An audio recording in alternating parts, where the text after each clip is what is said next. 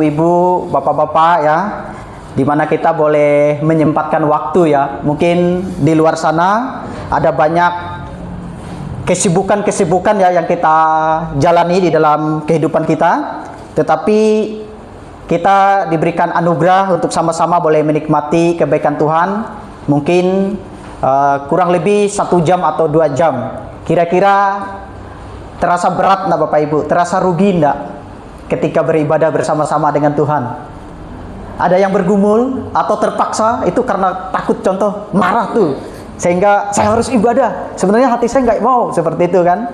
Saya berharap tidak ya. Jadi kita datang dengan hati yang sungguh-sungguh, dengan hati yang menyadari anugerah dari kebaikan Tuhan, karena Tuhan masih memberikan kita kesehatan dan kekuatan. Saya tidak tahu sampai kapan kita akan terus bersama, tapi yang jelas doa saya akan selalu yang terbaik bagi jemaat Tuhan yang ada di tempat ini. Amin.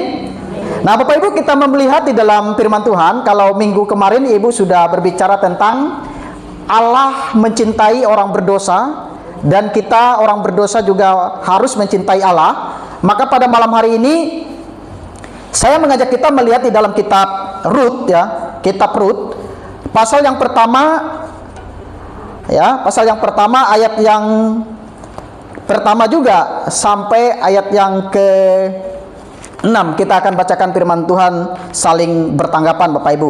Saya akan bacakan ayat yang pertama, Bapak Ibu bacakan ayat yang kedua dan seterusnya. Demikian bunyi firman Tuhan.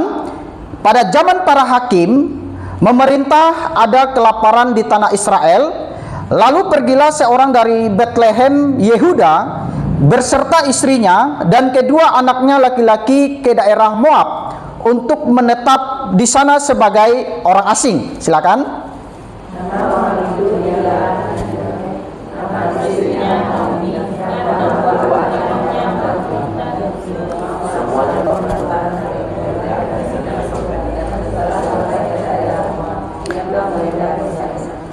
Kemudian matilah Elimelek, suami Naomi, sehingga perempuan itu tertinggal dengan kedua anaknya. Silakan.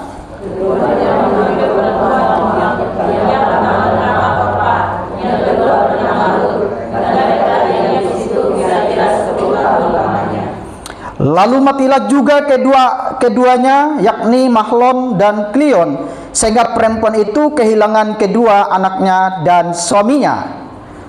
Kemudian bertobatlah dia dengan kedua anaknya dan ia keluar dari daerah Moab, sebab di daerah Moab ia mendengar bahwa Tuhan telah memperhatikan umatnya dan memberikan makanan kepada mereka. Bapak Ibu coba perhatikan di ayat yang ketiga, ayat yang kelima ya. Itu kalimat itu hampir sama ya. Coba Bapak Ibu perhatikan, fokus di ayat 3 sampai yang kelima. Di situ dikatakan, kemudian matilah Elimelek, suami Naomi, sehingga perempuan itu tertinggal dengan kedua anaknya. Kemudian ayat yang kelima, lalu matilah juga keduanya, yakni Mahlon dan Klion, sehingga perempuan itu kehilangan kedua anak dan suaminya. Nah, Bapak Ibu saudara-saudara yang terkasih dalam Tuhan, ketika kita membaca bagian perikop firman Tuhan ini, ketika di ayat yang ketiga di situ dikatakan matilah, ayat yang kelima di situ juga dikatakan matilah, apa yang Bapak Ibu bayangkan tentang kejadian di dalam peristiwa ini? Nah, Bapak Ibu, kisah ini satu kisah ya, di mana di situ diceritakan kisah keluarga Israel yang pindah dari Israel, dari Bethlehem kepada Moab, yaitu keluarga siapa di situ? Keluarga Elimelek bersama dengan istrinya Naomi. Kemudian dia pindah ke sebuah tempat yang sebenarnya tempat ini adalah tempat yang tidak berkenan di hati Tuhan, yaitu Moab. Kalau kita ambil sekarang Moab itu di mana? Itu di Yordan ya. Nah, Bapak Ibu, ketika mereka pindah di situ, yang terjadi di situ di mana kita melihat ketika mereka hidup di satu tempat yang bernama Moab itu, di situ dikatakan matilah suaminya Elimelek. Kemudian matilah juga anaknya Mahlon dan Klion. Nah, Bapak Ibu, kalau kita merenung dari bagian firman Tuhan ini adalah suatu kisah yang sangat menyedihkan Bapak Ibu, di mana di sini ada 3 pria yang bersama-sama dari Bethlehem ya. Bethlehem kemudian pindah ke Moab, dan tiga-tiganya itu meninggal di tanah Moab, Bapak Ibu. Kemudian ada 3 perempuan yang masih tertinggal di situ, yaitu Naomi, istri Elimelek, kemudian Mahlon dan Kilion itu juga mempunyai istri yang bernama Ruth dan Orpa, dan mereka ditinggalkan oleh suaminya, Bapak Ibu. Nah, oleh sebab itu malam hari ini saya mengajak kita melihat tema itu berbicara tentang Allah yang hebat bagi hati yang terluka, ya. Jadi saya berbicara tentang Allah yang hebat bagi hati yang terluka. Kalau nanti Bapak Ibu, kalau kita merenungkan di dalam kehidupan ini, kalau kita bertanya apa sih hebatnya Allah seperti itu, ya, apa sih lebihnya Allahnya orang Kristen seperti itu. Nah, Bapak Ibu, kalau kita melihat agama kita itu unik, Bapak Ibu. Selain unik, tidak mungkin kita dapatkan di dalam agama-agama lain, di mana kita melihat Allah yang dari sorga, dia yang datang ke dalam dunia, dia yang rela jadi manusia, dia yang mati untuk tebus dosa manusia, dia yang bangkit pada hari yang ketiga, kemudian dia nampakkan diri selama 40 hari di muka bumi setelah dia bangkit, kemudian 10 hari kemudian dia naik ke sorga, dan pada akhirnya kedatangan Yesus yang kedua kali nanti yang kita tidak tahu, dia akan menjemput orang-orang yang percaya. Dan hal ini nggak akan kita temukan di mana? Di dalam pelajaran atau kitab-kitab lain, Bapak Ibu. Tetapi inilah yang menjadi sesuatu yang menarik di dalam kehidupan kita. Kita berbicara tentang Allah yang hebat bagi hati yang terluka. Pertanyaannya, siapa hati yang terluka di dalam pembacaan firman Tuhan ini? Maka Bapak Ibu, sebelum kita lebih jauh, saya mengajak kita untuk melihat satu kisah, ya, kesaksian next. Mungkin bisa diputar, mungkin nanti ketika diputar agak sedikit ini baru tanggal 3 kemarin, Bapak Ibu, ya. Baru tanggal 3 kemarin. Coba putar, ini kesaksian seorang agama Buddha, ya. Kemudian di dalam rumah tangganya dia aku Katolik, aku tuh Muslim, kan. Nah, tapi kenapa iman aku terlalu kuat gitu kan ke Kristen? Kebalik.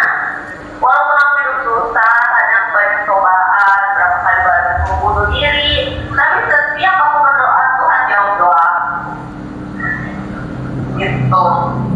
Kenapa aku selalu tetap kuat gitu kan, teguh? Kenapa? Karena aku percaya kalau agama kita itu prinsipnya bagus, ya kan?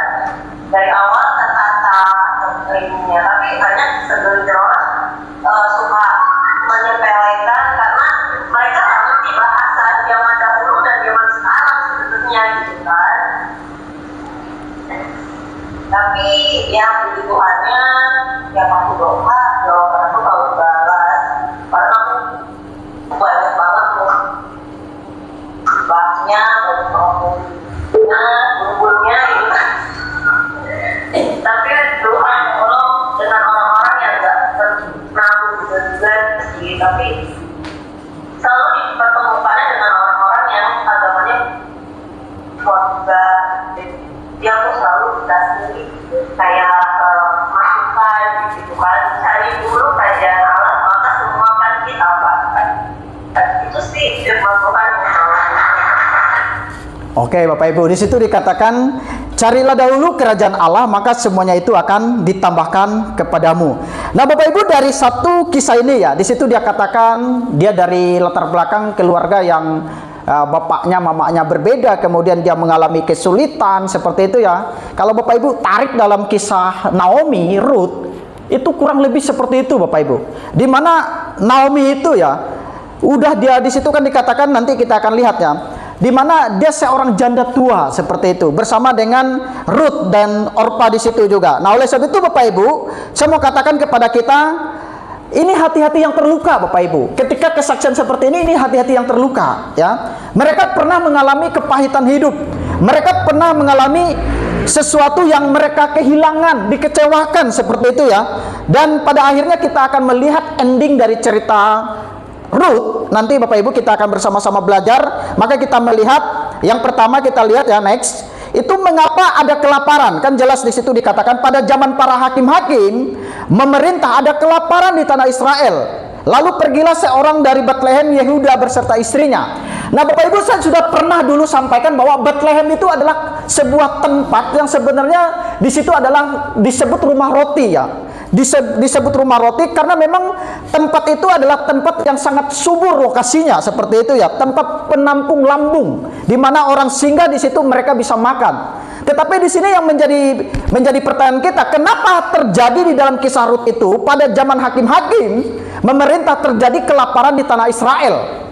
Nah, ini menjadi pertanyaan Bapak Ibu. Jadi Bapak Ibu kalau tanya apa itu hakim-hakim contoh. Jadi hakim-hakim itu dulu adalah seorang pemimpin yang diangkat oleh Tuhan, pemimpin yang mengadili umat Tuhan pada waktu itu, pemimpin yang mengembalikan kesetiaan umat Tuhan kepada Tuhan.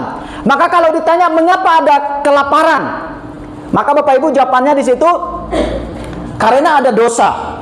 Yaitu kalau mereka tidak taat kepada Tuhan, Tuhan akan memberikan kelaparan kepada mereka. Kelaparan di sini adalah hukuman Tuhan atas dosa mereka. Dan yang kedua juga karena Tuhan sedang bekerja untuk melaksanakan rencananya.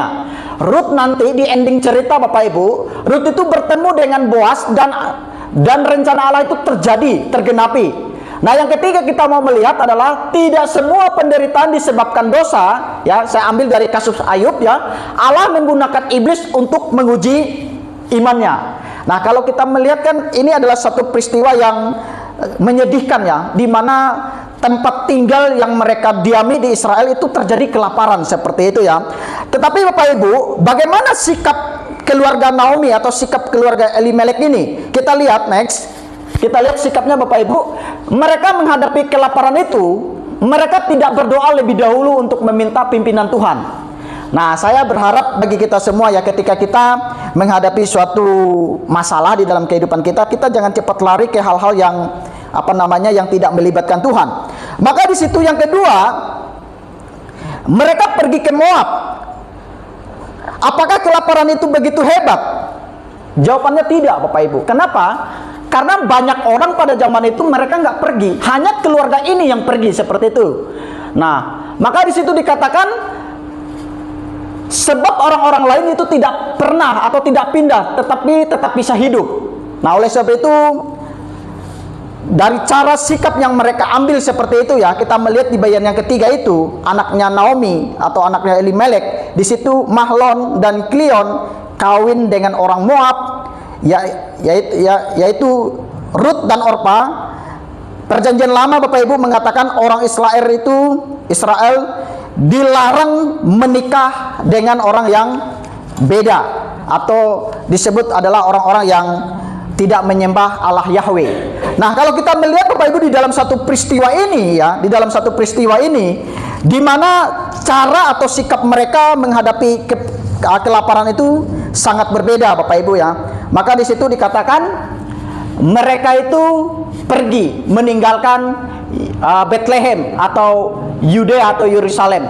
Nah, yang selanjutnya kita akan melihat apakah mereka berhasil. Ini pertanyaannya Bapak Ibu. Apakah mereka hidup senang, hidup mewah di tanah Moab atau hidup bahagia? Bahkan di situ dikatakan kan selama 10 tahun ya.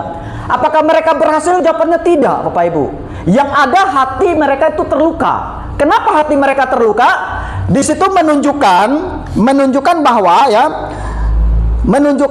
kalau Bapak Ibu lihat Elimelek mati, demikian juga dengan Mahlon dan Kilion, hanya Naomi yang tersisa. Ya, ini orang Israel, hanya satu-satunya dari orang Israel yang pindah itu hanya istrinya Elimelek, yaitu Naomi yang tersisa. Bahkan di situ dikatakan ia adalah seorang perempuan yang sudah tua, janda, hidup di negara asing, dan ia miskin Bapak Ibu. Di ayat yang kedua itu mereka gagal total. Sebenarnya ketika mereka menghindari masalah kelaparan itu, yang terjadi adalah justru mereka gagal. Tetapi Alkitab selalu mengatakan di situ di dalam Mazmur pasal 127 ayat 1 ya, hanya Allah yang bisa menolong. Amin. Hanya Allah yang bisa menolong Bapak Ibu. Nah, singkat cerita kalau kita melihat dari firman Tuhan ini ya, kemudian kita melihat hati yang terluka. Next, di sini Bapak Ibu kalau melihat di mana Naomi itu ya, di situ dikatakan hati yang terluka. Naomi memberikan nasihat ya. Dia bukan orang egois. Di situ dia mengatakan ketika dia rindu balik kepada Israel, balik ke tanah kelahirannya, dan dia tidak ingin melibatkan kedua menantunya itu menjadi orang yang berkesusahan. Maka dia berikan nasihat kepada dua menantunya itu. Silakan kau kembali ke tempatmu, ke asalmu, ke nenek moyangmu, ke bangsamu, ke Allah yang mereka sembah, seperti itu ya. Tetapi Bapak Ibu, kalau kita melihat ya di situ ada satu keputusan yang diambil oleh kedua menantunya ini. Sebenarnya Bapak Ibu, Naomi itu kalau tidak suruh menantunya itu pergi, sebenarnya dia lebih enak. Kenapa lebih enak? Kalau Ruth dan Orpa itu ikut dengan dia, sehingga ia tidak usah sendirian, tetapi ia memberikan nasihat bagi kepentingan Ruth dan Orpa, dan ia berdoa kepada mereka supaya mereka itu meninggalkannya. Biar hanya dia saja yang kembali kepada Yerusalem atau kepada Bethlehem atau kepada Yudea atau Israel, seperti itu. Nah, ini adalah satu keputusan yang kita lihat dari dua menantu itu ya. Orpa itu memutuskan untuk taat kepada perkataan mertua, seperti itu ya. Taat kepada perkataan Naomi. Ini nasihat orang tua, harus kita ikuti. Ini nasihat ibu rohani, seperti itu. Maka dia ikuti. Ya, kembali kepada bangsanya dan kembali kepada para Allahnya. Nah, Bapak Ibu, kalau kita mau merenungkan dari kisah Orpa ini ya, ketika ia meninggalkan Allahnya Yahweh, ini jelas menunjukkan bahwa ia meninggalkan Tuhan yang satu-satunya adalah Allah yang benar. Ini jelas membawa dia kepada kebinasaan neraka itu, Bapak Ibu. Tetapi ada satu menantu yang kita sebut di situ adalah Ruth. Ruth itu mengambil keputusan. Ini keputusan yang nggak mudah, Bapak Ibu, ya. Di mana di situ dia berkata, dia berpaut kepada Naomi, ayat 16. Ia berani mengambil keputusan besar. Dia meninggalkan budaya, agama, dan bangsanya. Bapak Ibu, ini adalah satu keputusan yang besar menurut saya. Bapak Ibu, tinggalkan agama itu nggak mudah, ya. Misalnya kita dari agama yang berbeda, kemudian kita masuk, ya, nggak mudah, Bapak Ibu.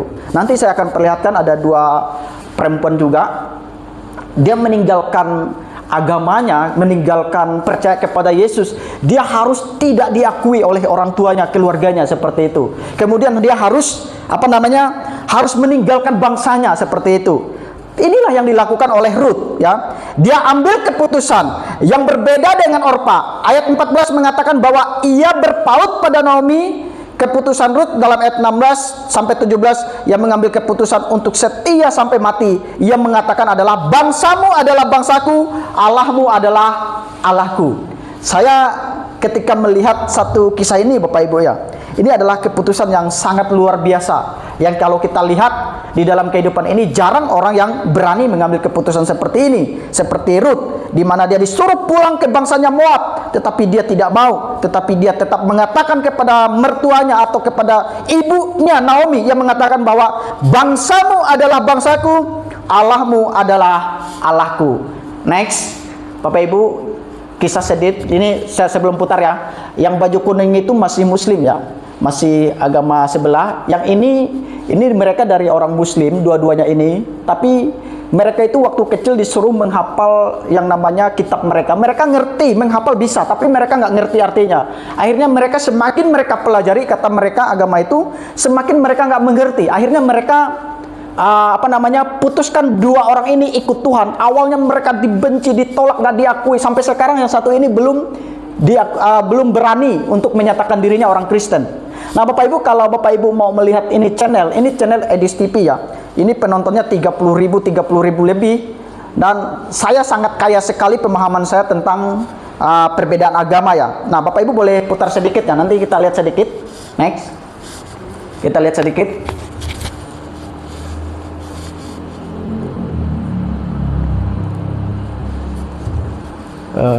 Meja sini. Ayo kemana lah? Ikut damai sukacita. Enggak ada yang perlu kelihatan, nanti diberkati. Aku rapi, jaga. Sendiri anak Kristen. Nah, itu aku juga sama. Selalu berdoa jadi aku ya Muslim, saya Kristen sendiri. Tapi sekarang bapak saya dia sudah terbuka gara-gara nonton Bang Edis terus.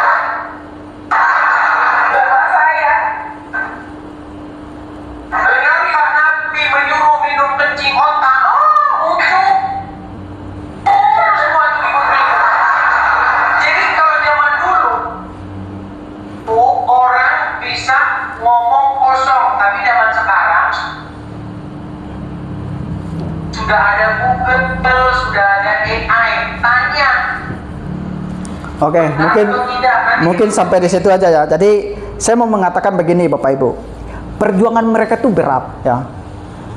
Waktu mereka kenal Yesus itu berat Bapak Ibu. Mereka untuk pergi ke gereja itu penuh dengan ketakutan seperti itu ya. Tetapi bagaimana dengan kita ya? Kita dengan leluasa datang ke gereja, leluasa dengan datang kepada Yesus seperti itu ya. Tetapi kita juga kadang-kadang hati kita juga gak ada Yesus dalam hati kita seperti itu ya.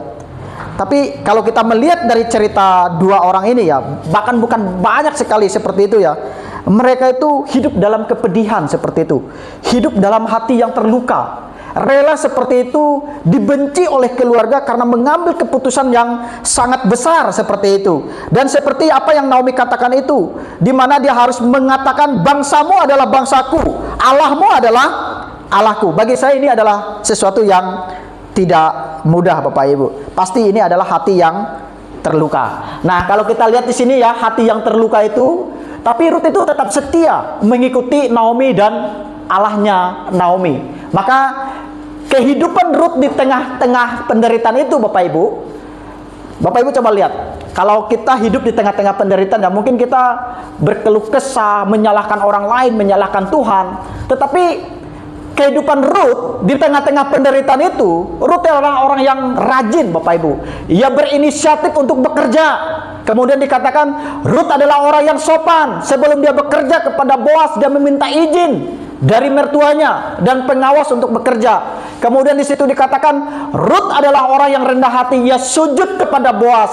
Ia sadar siapa dirinya. Ia adalah orang asing dan ia adalah seorang janda. Dan yang kedua Bapak Ibu, hati yang terluka, kita melihat Rut adalah orang yang tahan menderita. Di situ dikatakan di dalam Rut pasal 1, Naomi bersungut-sungut, tetapi Rut tidak pernah bersungut-sungut di tengah-tengah penderitaan yang bagaimanapun hebatnya. Maka selanjutnya yang bagian ketiga, Rut adalah seorang yang setia ya.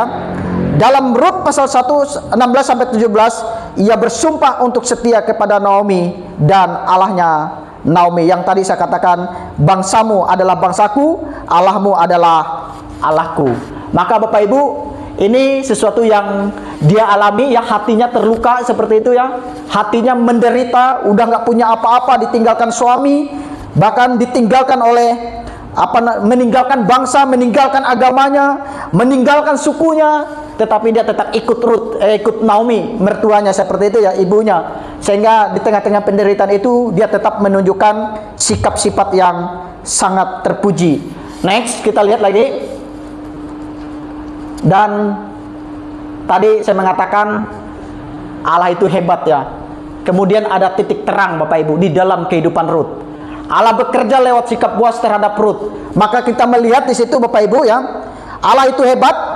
Boas langsung memperhatikan Rut di ayat yang kelima ya. Ayat yang ke-16, dia melarang pekerja-pekerja laki-laki untuk mengganggu Rut. Boas mengajak Rut berbicara. Boas melindungi Rut dengan memberi pesan kepada pegawai-pegawainya, posisinya paling enak untuk mengikuti atau memungut jela itu ya. Itu jelas adalah Rut. Jadi Allah mulai pakai orang. Jadi Allah yang hebat itu mulai tunjukkan pertolongannya melalui orang lain, sehingga Rut yang tadinya menderita, hatinya terluka, hatinya sedih, mulai ada titik terangnya Bapak Ibu. Kemudian next, saya melihat di sini lagi. Kemudian Boas itu selalu Tuhan pakai seperti itu ya. Boas memberi Rut itu izin untuk minum, Boas berdoa untuk Rut, Boas mengajak Rut untuk makan, Boas memberikan hak khusus kepada Rut, Boas memberi perintah kepada para pegawainya untuk mempermudah pekerjaannya. Tadi mungkin dia meneteskan air mata, dia sedih, dia miskin, dia hanya tinggal dengan mertuanya, tetapi sekarang mulai ada titik terang Bapak Ibu. Mulai ada kehidupan yang berbeda seperti itu, di mana Allah yang hebat itu bekerja di tengah-tengah kehidupan Rut dan berserta dengan ibu mertuanya Naomi. Dan ini titik terang yang terakhir Bapak Ibu, kita melihat ya, Allah itu hebat. Titik terang kehidupan Rut itu adalah pada akhirnya Boas menikah dengan Rut. Dari pernikahan inilah lalu mereka mendapatkan anak laki-laki, yaitu Obed ya. Kemudian Obed inilah yang melahirkan keturunan Daud. Dari keturunan Daud inilah lahirlah Kristus di kota Daud. Nah Bapak Ibu, dari orang yang tidak terpandang seperti itu ya, dari orang yang memiliki hati yang luka, dari orang yang tadi dikucilkan seperti itu, tetapi justru melalui keluarga inilah berkat itu datang. Maka saya katakan Bethlehem itu kampung yang kecil, tapi dari kampung yang kecil itu, dua orang yang hebat yang lahir di kampung itu. Yang pertama adalah Daud, dan yang kedua adalah Yesus Kristus pernah lahir di Bethlehem. Dan saya berharap kita merenungkan bahwa Allah itu hebat. Tuhan pasti pakai rencana di dalam setiap kehidupan kita. Nah, sebagai kesimpulan saya mau sampaikan kepada kita malam hari ini, Bapak Ibu, lihat. Kisah Rut mengajarkan bahwa Allah yang hebat selalu hadir bagi hati yang terluka. Amin.